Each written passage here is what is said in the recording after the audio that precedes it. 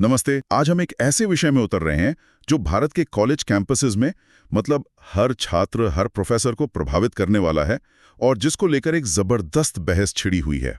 हमारे हाथ में है यूनिवर्सिटी ग्रांट्स कमीशन यानी यूजीसी का वो डॉक्यूमेंट जिसने हलचल मचा दी है। उच्च शिक्षा संस्थानों में समता का संवर्धन विनियम 2026। इसे हम सरल भाषा में न्यू इक्विटी रूल्स कह सकते हैं। बिल्कुल। और सिर्फ ये डॉक्यूमेंट ही नहीं, हमारे पास इस पर मीडिया रिपोर्ट्स हैं, लीगल एनालिसिस हैं और दोनों पक्षों की दलीलों का पूरा स्टैक है। तो आज का मकसद साफ है, ये समझना कि ये नियम सिर्फ कागज पर क्या कहते हैं और असल जमीन पर इनका मतलब क्या हो सकता है। क्या यह सोशल जस्टिस की तरफ एक जरूरी कदम है या फिर जैसा कि कुछ लोग डर रहे हैं, ये अपने आप में एक नए तरह के भेदभाव का हथियार बन सकता है। चलिए इसे परत दर परत खोलते हैं। तो सबसे पहले ये नियम है क्या? देखिए, इनका जो कोर आइडिया है वो है कि कॉलेज कैंपसेस में किसी भी तरह का भेदभाव उसे जड़ से खत्म करना है, चाहे वो धर्म के आधार पर हो, नस्ल, जाति, लिंग, किसी भी आधार पर।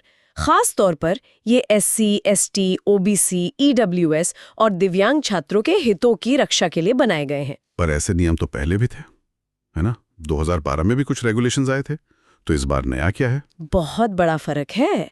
वो जो 2012 के नियम थे वो ज्यादातर एडवाइजरी थे, मतलब एक सलाह की तरह। अच्छा। ये नए नियम बाइंडिंग है, यानी कंपलसरी हैं।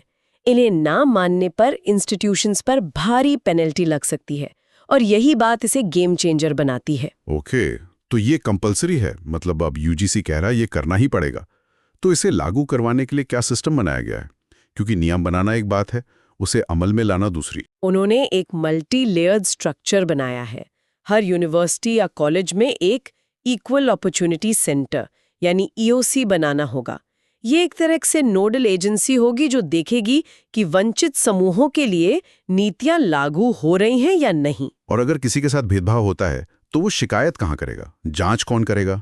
क्या ये वही पुरानी कमेटी जैसा होगा जहां कुछ होता नहीं है? यहीं पर एक और लेयर आती है। ईओसी के तहत एक इक्विटी कमेटी या समता समिति होगी। यही वो बॉडी है जो शिकायतों की जांच करेगी और इसके अध्यक्ष उस इंस्टीट्यूट के हेड होंगे, जैसे वाइस चांसलर। और कमेटी में कौन कौन होगा? उसमें एससी, एसटी, ओबीसी, दिव्यांग और महिला प्रतिनिधियों का होना जरूरी है। अच्छा, इसमें इक्विटी स्क्वाड्स और एम्बेसडर्स जैसी भी कोई बात है? हाँ, और इसी को लेकर काफी बहस भी है। ये शब्द सुनने में थोड़ा मतलब डरावना लगता है। क्या इससे कैंपस में एक तरह की पुलिसिंग या जासूसी का माहौल नहीं बन जाएगा? ये एक बहुत वैलिड कंसर्न है। नियमों के मुताबिक इक्विटी स्क्वाड्स कैंपस की संवेदनशील जगहों पर निगरानी रखेंगे। इसके अलावा हर डिपार्टमेंट और हॉस्टल में इक्विटी एम्बेसडर्स भी होंगे जो किसी भी नियम उल्लंघन की तुरंत रिपोर्ट करेंगे। तो सपोर्टर्स का क्या कहना है? सपोर्टर्स कहते हैं कि ये प्रोएक्टिव कदम है ताकि घटना होने का इंतजार ना किया जाए, लेकिन आलोचकों का यही कहना है कि इससे कैंपस का माहौल शक और डर का बन सकता है। और इन सब के ऊपर एक हेल्पलाइन भी है? जी, एक 24/7 इक्विटी हेल्पलाइन होगी। कोई भी छात्र, शिक्षक या स्टाफ जिसे भेदभाव की वजह से कोई परेशानी हो, वो यहाँ संपर्क कर सकता है। और एक जरूरी बात, अगर शिकायत करने वाला चाहे तो उसकी आइडेंटिटी गुप्त रखी जाएगी। ये पूरा ढांचा तो मजबूत लगता है, लेकिन असली ताकत तो सजा के डर से ही आती है। तो अगर कोई संस्थान इन नियमों को तोड़ता है तो उसके अंजाम क्या होंगे? प्रक्रिया कैसे काम करती है? प्रक्रिया को बहुत टाइम बाउंड बनाया गया है, जो कि एक बड़ा सुधार है। शिकायत मिलने के 24 घंटे के अंदर इक्विटी कमेटी को मीटिंग करनी होगी। 24 घंटे के अंदर? हाँ, फिर 15 वर्किंग डेज में अपनी रिपोर्ट इंस्टीट्यूट के हेड को देनी होगी और रिपोर्ट मिलने के 7 वर्किंग डेज में उस पर एक्शन लेना शुरू करना होगा। और अगर कोई कमेटी के फैसले से खुश नहीं है, मान लीजिए किसी छात्र को लगता है कि जांच ठीक से नहीं हुई, तब क्या? उसके लिए भी एक रास्ता है। वो 30 दिन के अंदर ऑम्बुड्स पर्सन यानी लोकपाल के पास अपील कर सकता है। ये एक तरह से एक्सटर्नल चेक है। और संस्थानों के लिए क्या सजा है? सबसे बड़ी बात, अगर कोई यूनिवर्सिटी इन नियमों को लागू ही नहीं करती तो यूजीसी उसकी फंडिंग रोक सकता है, डिग्री प्रोग्राम्स चलाने पर रोक लगा सकता है और यहाँ तक कि उसकी मान्यता भी रद्द कर सकता है। वाह, मान्यता रद्द करना तो एक न्यूक्लियर ऑप्शन जैसा है। ये तो बहुत ही सख्त ढांचा है। इससे ये सवाल उठता है कि आखिर इसकी जरूरत पड़ी ही क्यों? क्या हालात इतने खराब थे कि इतना बड़ा और कठोर सिस्टम बनाना पड़ा? इसके पीछे 3 मुख्य वजह हैं। पहली, जैसा हमने बात की, 2012 के नियम बेअसर साबित हो रहे थे, उनमें सजा का कोई डर नहीं था। दूसरी और सबसे बड़ी वजह है सुप्रीम कोर्ट का दबाव। रोहित वेमुला और पायल तड़वी जैसे छात्रों की आत्महत्या के मामलों ने पूरे देश को हिला दिया था। इन घटनाओं के बाद सुप्रीम कोर्ट ने यूजीसी को बहुत सख्त निर्देश दिए कि वो भेदभाव रोकने के लिए एक मजबूत इन्फोर्सेबल फ्रेमवर्क बनाए। और यहाँ पर कुछ आंकड़े भी हैं जो काफी चौंकाने वाले हैं ना।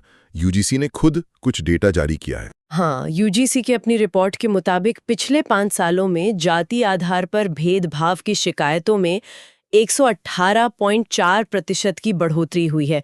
2019-20 में जहां 173 शिकायतें थीं, 2023-24 में ये बढ़कर 378 हो गई हैं। ये आंकड़े दिखाते हैं कि समस्या सिर्फ कुछ आइसोलेटेड इंसिडेंट्स की नहीं है, बल्कि एक पैटर्न है। ओके, तो एक तरफ सुप्रीम कोर्ट का दबाव है, दुखद घटनाएं हैं और ये बढ़ते हुए आंकड़े हैं जो इन नियमों को जरूरी बताते हैं। लेकिन दूसरी तरफ इन्हें लेकर जबरदस्त विरोध हो रहा है, खासकर जनरल कैटेगरी के छात्रों में। यहां से बात असल में दिलचस्प हो जाती है। सबसे बड़ा विवाद किस बात पर है? विवाद के कई पॉइंट्स हैं और हर एक को समझना जरूरी है। पहला बड़ा बदलाव था ओबीसी का समावेश। जब इन नियमों का ड्राफ्ट आया था तो उसमें जाति आधारित भेदभाव के दायरे में सिर्फ एससी और एसटी को रखा गया था। अच्छा। लेकिन फाइनल रूल्स में ओबीसी को भी शामिल कर लिया गया। इससे एक नैरेटिव बना कि ये कानून अब SC, ST, OBC versus general category हो गया है। लेकिन जो सबसे विस्फोटक मुद्दा है वो झूठी शिकायतों को लेकर है। ड्राफ्ट में कुछ और था और फाइनल रूल में कुछ और, है ना? बिल्कुल, और शायद यही सबसे बड़ी चिंता की जड़ है। ड्राफ्ट रेगुलेशंस में एक क्लॉज था कि अगर कोई जानबूझकर झूठी या फर्जी शिकायत करता है तो उसे डिस्करेज करने के लिए पेनल्टी लगाई जाएगी। हाँ, मैंने भी ये पढ़ा था। लेकिन फाइनल रूल से इस क्लॉज को हटा दिया गया। एक मिनट, इसे हटा क्यों दिया गया? इसके पीछे क्या सोच हो सकती है? ये तो एक बहुत बड़ा रिस्क लगता है। ये एक क्लासिक डायलेमा है ऐसे कानून बनाते समय। जो लोग इसे हटाने के पक्ष में हैं, उनका तर्क है कि पेनल्टी का डर एक चिलिंग इफेक्ट पैदा कर सकता है। मतलब कोई जेन्युइन विक्टिम भी शिकायत करने से डरेगा कि कहीं मैं अपनी बात साबित नहीं कर पाया या पाई तो मुझ पर ही जुर्माना न लग जाए। वे चाहते थे भी पीड़ित बिना किसी डर के अपनी बात रख सके। और दूसरी तरफ के लोगों का क्या कहना है? उनका डर यह है कि अब किसी को भी पर्सनल दुश्मनी निकालने के लिए या किसी प्रोफेसर से बदला लेने के लिए फंसाना बहुत आसान हो जाएगा। बिना किसी सजा के डर के कोई भी आरोप लगा सकता है, और शिक्षा के माहौल में सिर्फ आरोप लगना ही किसी के करियर और रेप्यूटेशन को बर्बाद करने के लिए काफी होता है, भले ही बाद में वो निर्दोष साबित हो जाए। इसी से जुड़ा हुआ एक और बड़ा आरोप है एक तरफा सुरक्षा का। जनरल कैटेगरी के छात्रों को लग रहा है कि उनके लिए कोई सेफ्टी नेट नहीं है। हाँ, उनका मेन आर्ग्यूमेंट ये है कि ये नियम पहले से ही ये मानकर चलते हैं कि ऑप्रेसर यानी उत्पीड़क हमेशा जनरल कैटेगरी का होगा और विक्टिम यानी पीड़ित हमेशा आरक्षित वर्ग का। उनका सवाल ये है कि अगर किसी जनरल कैटेगरी के छात्र के साथ उसकी जाति को लेकर कोई भेदभाव होता है तो वो इन नियमों के तहत कहाँ जाएगा। वो कहते हैं कि ये संविधान के आर्टिकल 14 यानी राइट टू इक्वालिटी के खिलाफ है, जो हर नागरिक को बराबर सुरक्षा देता है। बिल्कुल, वो भी चैलेंज किया जा रहा है। एक एनालिसिस कहता है कि भारत में करीब 4 करोड़ 33 लाख छात्र हैं।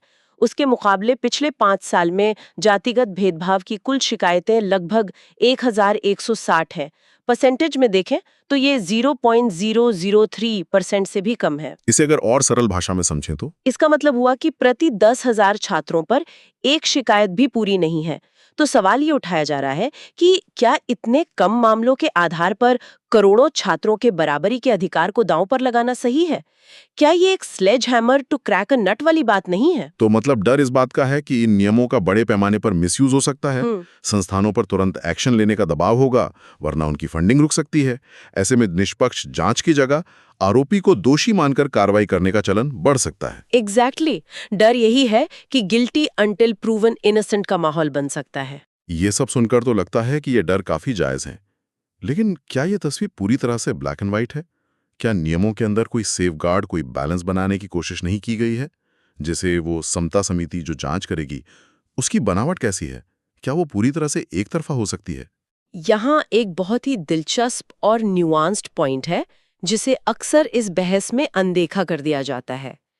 नियमों में ये साफ लिखा है कि समता समिति में एससी, एसटी, ओबीसी, दिव्यांग और महिलाओं का प्रतिनिधित्व यानी रिप्रेजेंटेशन होना चाहिए। इसका मतलब ये तो नहीं हुआ कि कमेटी के सारे सदस्य इन्हीं वर्गों से होंगे? ठीक यही बात है। शब्द रिप्रेजेंटेशन है, मेजॉरिटी नहीं। एक एनालिसिस के मुताबिक अगर 10 सदस्यों की कमिटी है तो उसमें इन 5 कैटेगरीज के प्रतिनिधि होना अनिवार्य है। लेकिन एक महिला प्रतिनिधि जनरल कैटेगरी से भी हो सकती है, एक दिव्यांग प्रतिनिधि भी जनरल कैटेगरी से हो सकता है। तो थ्योरेटिकली ये बिल्कुल संभव है कि कमिटी में जनरल कैटेगरी के सदस्यों का बहुमत हो। अरे, ये तो बहुत बड़ा पॉइंट है। मतलब ये पूरी तरह से यूनिवर्सिटी पर निर्भर करेगा कि वो समिति का गठन कैसे करती है। ये पहले से मान लेना कि समिति हमेशा जनरल कैटेगरी के खिलाफ ही फैसला देगी, ये तो एक अजम्पशन हुआ, नियम का सीधा मतलब नहीं। बिल्कुल।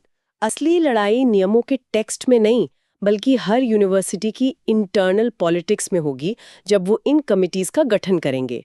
ये एम्बिग्विटी एक तरह से फ्लेक्सिबिलिटी भी देती है, लेकिन ये भविष्य के विवादों की जड़ भी बन सकती है।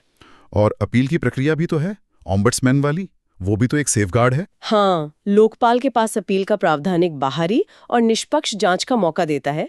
लेकिन जैसा कुछ लीगल एक्सपर्ट्स का कहना है, अपील प्रोसीजरल गलतियों को तो सुधार सकती है, लेकिन जांच के दौरान किसी छात्र या शिक्षक की रेपुटेशन को जो नुकसान पहुंच चुका है या जो मेंटल ट्रॉमा हुआ है, उसकी भरपाई नहीं कर सकती।